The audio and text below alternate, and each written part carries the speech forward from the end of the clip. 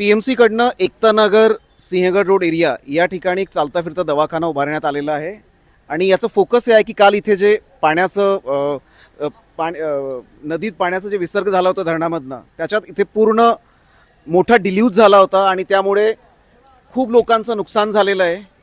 खूप लोकांना फिजिकली पण त्रास झालेला आहे आणि त्यासाठी इथे हा दवाखाना उभारण्यात आलेला आहे.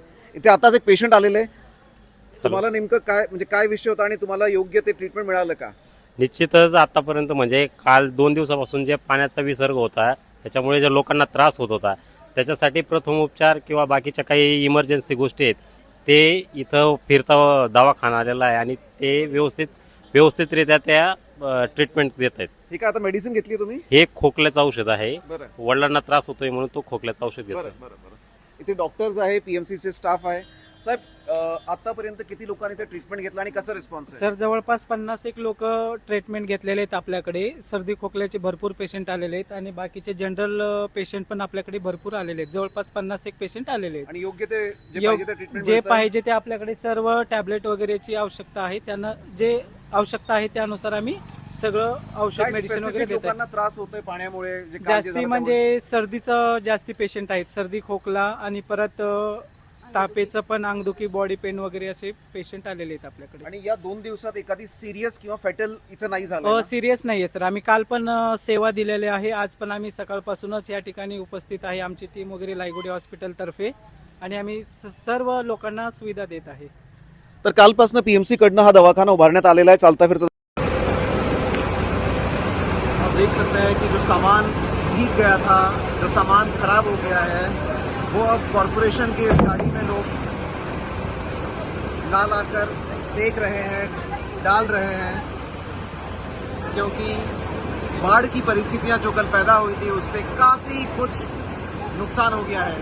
और ये एक महानगर पालिका के लिए जेटर गाड़ी आई हुई है जिसके माध्यम से पानी जो सोसाइटीज़ में अपार्टमेंट्स में भरा हुआ है वो निकाला जा रहा है.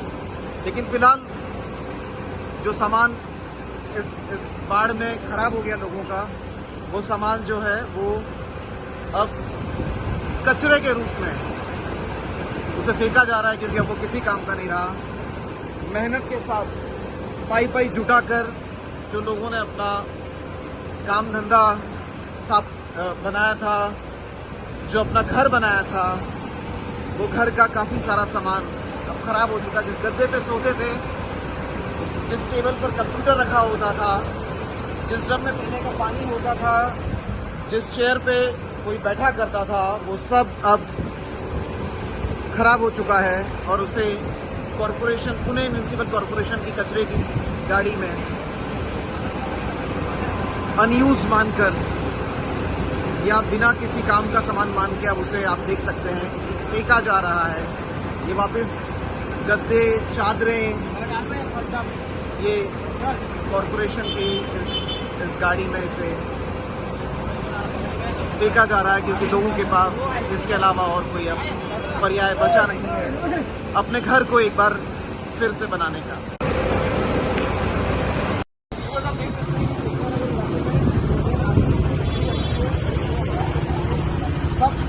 आदमी की टुकड़ी आई हुई है. क्या मदद कर रहे हैं आप लोग? उनको कितने लोगों को निकाला या क्या मदद हुई है? आमतौर पे ऐसा कहा जाता है कि आर्मी जो है वो काम में विश्वास करती है, वो बात नहीं करती है. तो कारण से काफी लोगों को निकाला आप लोगों ने.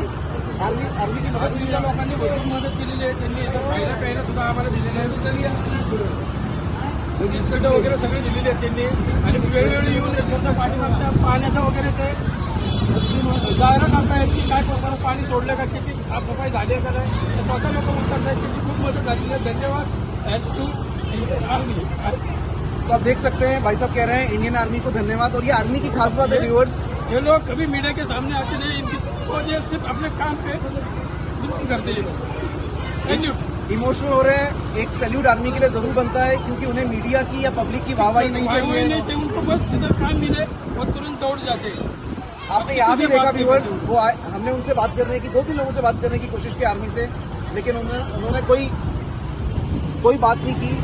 उन्होंने अपना काम कर चुके हैं. लोगों के लिए राहत का सामान लाए थे, लोगों को निकाला.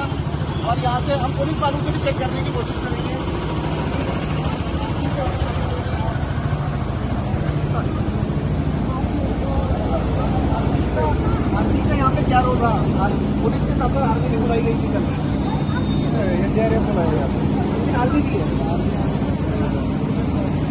के लिए आई। तो अपनी जो यंत्रणा है वो थोड़ा कम पड़ रही थी, इसलिए आदमी को बुलाया गया।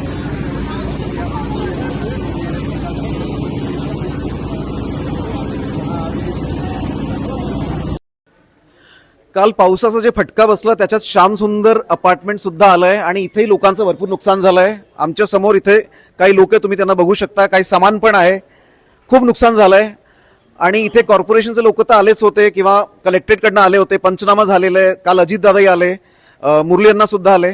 आज इथे ऑन ग्राउंड दोडके भाऊ स्वतः आलेले आहे।